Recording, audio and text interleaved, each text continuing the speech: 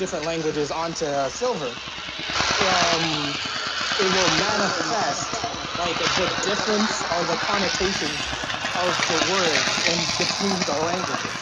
I think an example might help me out here. Put like fire in Chinese and fire in English, you might get something like, I don't know, not just like the explosion of red or the color, but like maybe good because, you know, fire and stuff like that has different connotations in Chinese than it does in English. And so in order to rectify that difference, the translation occurs. And like it causes like, you know, magical effects. And I think that it's like a really good like examination of like cultural Differences in language. Well, not just differences in language, differences in culture and cultural exploit or appropriation, I guess. Like, because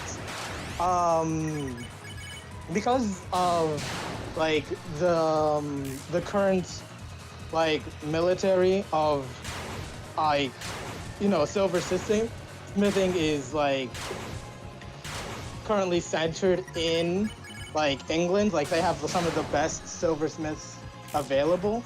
A lot of, you know, people to gather there, and it's like you have like this brain drain effect where people from all different types of languages are sometimes like forced to basically go there and then improve, you know, obviously London's, you know, infrastructure, their military, their academic research, all of that, which then forces them into this vicious cycle where now, you know, of course, Britain can expand their influence, do all these things, make these trade deals, and perpetuate, you know, this aggressive brain drain. And it also, like, you know, reflects, you know, real life how, you know, technological centers like America and the Western world have, you know, also done more or less the same thing where, you know, people from all different countries and cultures come to these come to like first world countries in order to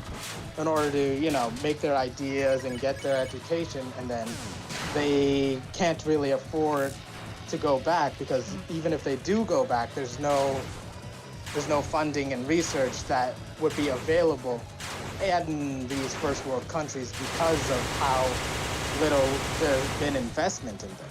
I think it's just like a really good commentary on it. It's great.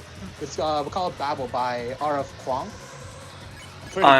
I would probably assume that the title of Babel refers to like the origin of different languages in the Bible. Yes. Yes. The Tower of Babel. That's an interesting perspective. Like elaborate more on like how the difference in connotation in words brings magic to life. How does that work?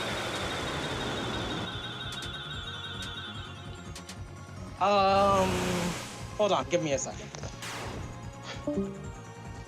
Hold on. Awesome.